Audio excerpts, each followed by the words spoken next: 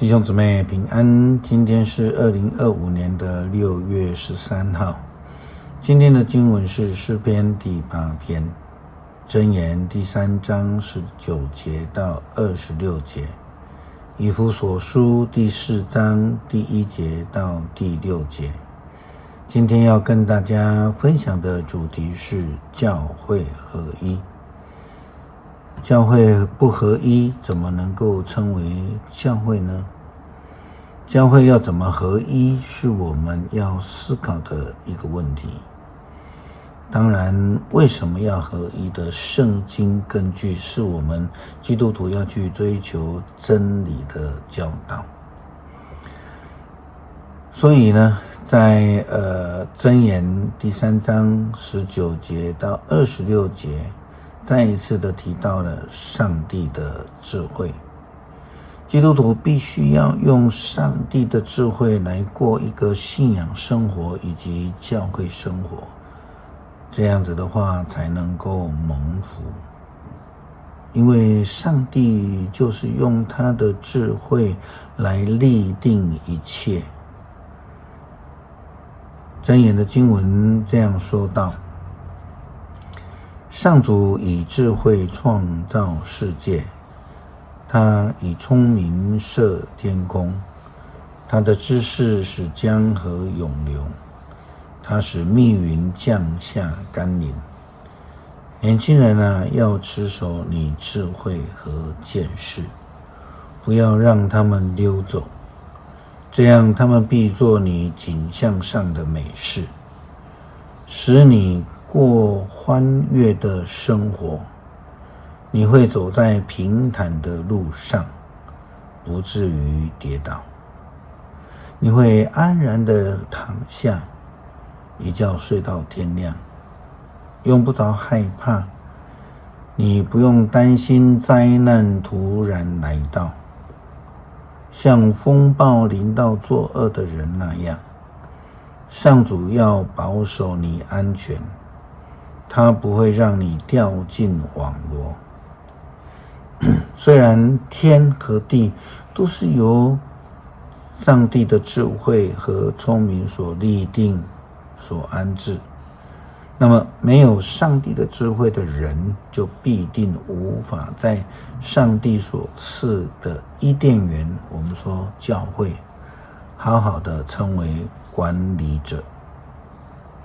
保罗在给以弗所教会的书信当中特别提到了一个合一的教导之准则，这也提醒了基督徒和教会合一是我们无可推诿的责任，也是被称为基督徒门徒的唯一条件。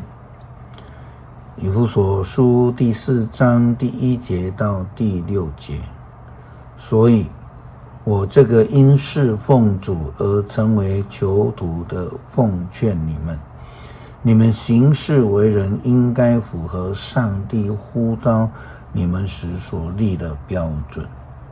你们要谦逊、温柔、忍耐，以爱心互相宽容，以和平彼此联系，尽力保持圣灵所赐合一的心。唯有一个身体，唯有一个圣灵，正如上帝呼召你们来享有同一个盼望。唯有一位主，一个信仰，一个洗礼。唯有一位上帝，就是人类的父亲，他在万有之中统御万有，贯彻万有。